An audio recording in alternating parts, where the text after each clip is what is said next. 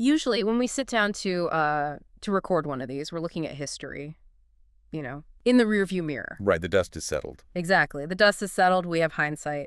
But today is we are watching history unfold in real time. And honestly, I don't think unprecedented is even strong enough for the chaos in Washington right now. No, not even close. It is February 6th, 2026. And if you're feeling a little bit of vertigo, well, you're not alone. The impossible just happened. A sitting president is facing a third impeachment, but this time the call isn't coming from the opposition. It's coming from inside the House. It's coming from inside the House. And not just that, the House is on fire, and the people who built it are handing out the accelerant. So if you think you've seen this movie before with the first two impeachments, you need to take that assumption and just throw it out the window. This is a completely different genre. Also, we aren't talking about partisan bickering or some, symbolic protest vote here. We are witnessing the catastrophic collapse of a political firewall that has held for years. that is exactly what we need to unpack. We've got a massive stack of reports, transcripts, analysis, all centered on this one classified briefing, January 20th. The day everything changed. This briefing apparently changed the entire trajectory of the administration. We're talking about 18 Republican senators. 18. I mean, that number is the whole ball game. People who have spent their careers defending this president, joining all 51 Democrats to advance articles of impeachment. You don't get 18 senators to commit what looks like political suicide unless they saw something in that room that scared the absolute hell out of them. Right. So our mission today is to figure out what scared them. We're going to walk through what they saw, the money trail, and why this isn't just a Washington scandal. Hey. It's a direct threat to the safety of every single person listening. It's about national survival. Okay, so before we dive into that secure room and figure out what made Lindsey Graham cry, a sentence I never thought I'd say. Right. If you appreciate us sifting through all this madness, do us a quick favor. Hit that subscribe button, comment on what you think happens next, and ring that notification bell. This story is moving fast. Incredibly fast. Okay, take us to January 20th, the Let's explosion. Right. So January 20th, the Senate is called into a mandatory classified briefing. Now, let's set the scene here. This isn't some coffee and donuts meeting. No, this is in the SCIF. The SCIF, the Sensitive Compartmented Information Facility. Basically, a vault. It's a room designed to be impenetrable. No phones, no aides, no anything. Nothing. It's just the senators and the spooks. You are completely cut off. And on this day, you have the Director of National Intelligence, Avril Haines, and NSA Director Timothy Hoff. And these briefings are usually, what, an hour? An hour, maybe 90 minutes tops. They were in there for 4 hours. 4 hours. And the report said when they came out, they were visibly shaken. Now, these people have poker faces. The best poker faces in the world. Yeah. But sources say this was genuine fear. Yeah. This was different. So what on earth did they hear? They heard that the executive branch had gone rogue in a way that, frankly, makes Watergate look like a parking violation. This wasn't a policy dispute. This wasn't, oh, I disagree with this trade war. The intelligence community laid out hard forensic evidence that the president authorized sharing highly classified signals intelligence with a foreign adversary. For what? And here's the kicker. Not for a peace treaty, not for a hostage exchange. Allegedly, he did it for personal business concessions. Wait, hold on. You're saying they presented proof he traded American secrets for cash? We'll get to the specifics, but look at the immediate reaction. 2 hours after that briefing ends, Mitt Romney calls an emergency meeting. The concerned Republicans. And look who shows up. Majority Whip, John Thune, Marco Rubio, Susan Collins, Bill Cassidy, Todd Young. These aren't the backbenchers. These are the adults in the room, the institutionalists. Exactly. 17 of them huddled in a secure conference room for 90 minutes. And this is where it gets real. Mitt Romney stands up and says, quote, "We have just seen evidence that the president has betrayed his oath of office for personal profit. History will judge us by what we do in the next 48 hours. History will judge us. That is heavy. It gets heavier. Lindsey Graham, a man who has twisted himself into a pretzel to defend this president, he stood up. Okay. And people in that room said his voice was breaking. He said, I've defended this president through everything, but what we saw, that's not politics. That's treason by any reasonable definition. Oh, Lindsey Graham used the T word, treason. He went there. And legally, that is a very high bar for a sitting senator, a supposed ally, to use that word in a strategy meeting. The dam just broke. Completely. And so they come out of this meeting, and by 8:00 p.m. that night, the same night, they've drafted articles of impeachment. That is light speed for the Senate. Because the threat was ongoing, they released them at midnight.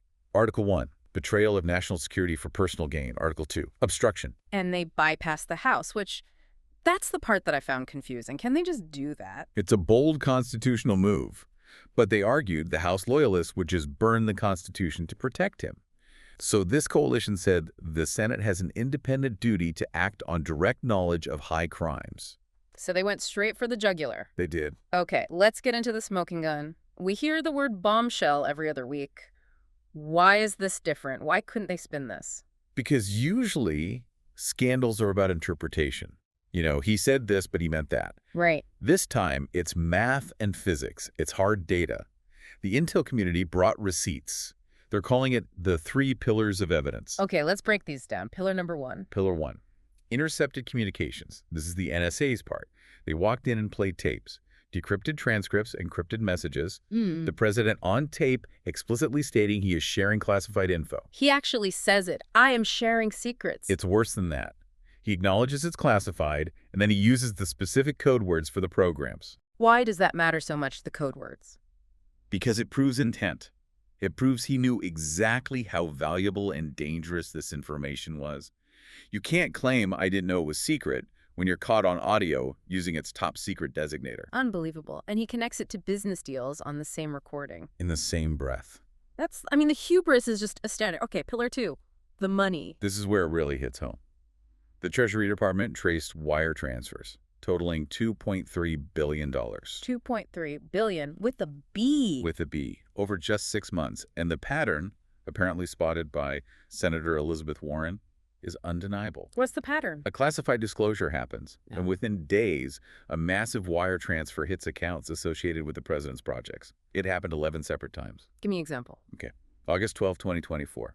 A documented leak of specific intelligence. 3 days later, August 15th, a wire transfer for $847 million comes in from foreign entities. $847 million in one go. That's not a consulting fee. In forensic accounting, that is a payoff. Pure and simple. That's staggering. And, it makes you wonder about the stability of the country. I mean, we have listeners who care about their retirement not tanking because the government just collapses. It is the ultimate instability. It's corruption that turns the United States into a banana republic. Yeah. And that hurts everyone. It hurts the markets. It hurts the dollar. It puts every senior citizen's security at risk. If everything is for sale, nothing is safe. Okay, before we get to pillar 3, I just want to remind you, if you're finding this helpful, let us know in the comments. Do you think the Senate will convict? Okay, so pillar 3, the witnesses. Right.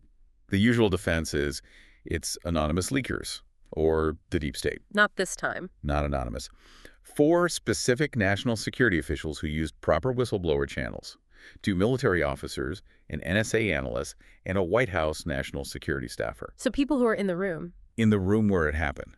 There's a description of a meeting in September 2024 where the president allegedly told his advisors, quote, "They want to know about our satellite capabilities. I'll tell them what they want to know if they approve the project." He just said it out loud.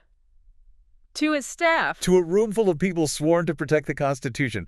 That's the level of arrogance we're talking about. So we know he sold something. We know he got paid. What was the merchandise? What did he give away for $2 billion? This is the part that should make your blood boil. He wasn't trading gossip. He was trading signals intelligence, specifically on U.S. capabilities in the South China Sea. The South China Sea? That's one of the most volatile military zones on the planet. Exactly. Senator Angus King laid this out, this compromised ongoing military operations. It revealed methods that took decades and billions of taxpayer dollars to develop. And worst of all, it put human sources in jeopardy. Actual people. Actual people. We're talking about the safety of American sailors and pilots being traded for a real estate deal. It's terrifying. You think about the families of those service members. Precisely. There was an incident on August 12, 2024, at his private club. He disclosed precise capabilities and locations of top-secret collection systems to a foreign official, handed them the keys to our defensive grid in the Pacific. So the Senate has the tapes, the bank records, the witnesses. They draft the articles. What could the president's defense possibly be? Well, he's in a box, an impossible bind. If he denies sharing the info, he contradicts the NSA audio. Which are crystal clear. Right. But if he admits sharing it and says, I can declassify whatever I want, which is his old argument, Then what? then he runs headfirst into the Treasury record showing he got paid for it. Yep. You could declassify things, sure. You absolutely cannot monetize it. That turns it from executive authority into bribery and treason.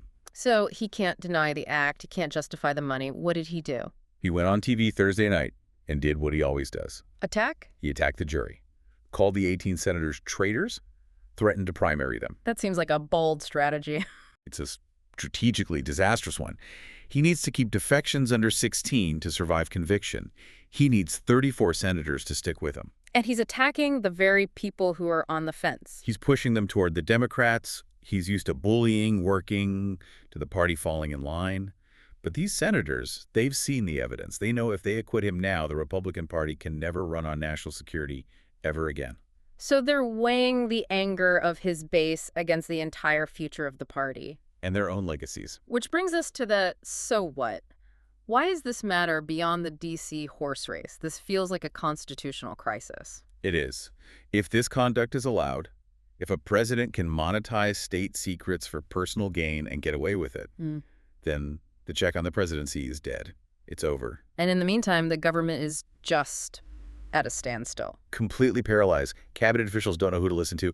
Our allies are terrified to share intel with us because they don't know if it'll end up on the auction block. What about the public? Is anyone buying the fake news defense this time? Americans aren't stupid. A poll came out after the articles were released. 64% of Americans believe a full trial with witnesses should happen. 64%. And that includes 38% of Republicans. That is a massive number for Republicans in this climate. It is. It suggests when you put a dollar figure on betrayal, when you say $2.3 billion, people get it. It's not abstract anymore. This really for the older generation, right? Yeah. This strikes at the heart of the stability they were promised. Absolutely. Our listeners over 60, you remember the Cold War? You remember when national secrets meant something? This is a betrayal of that trust. If the president is for sale, your safety is for sale. Your Social Security check depends on a functioning government, not a bazaar where everything has a price tag. That's a chilling way to put it. It's the truth. We're watching a stress test of the entire American experiment. So what's next? A trial in 2 weeks. 2 weeks. The Chief Justice will preside. They'll present the classified evidence in closed sessions, but the senators will see it all again. And the key takeaway here is that it's bipartisan. That's the headline. For the first time, a bipartisan coalition effectively controls the Senate against a sitting president. It is a test of whether the Constitution still works. And if it doesn't? If they fail to convict, despite all this, then we've officially entered an era where the president is above the law. It really feels like we are standing on a precipice. We are.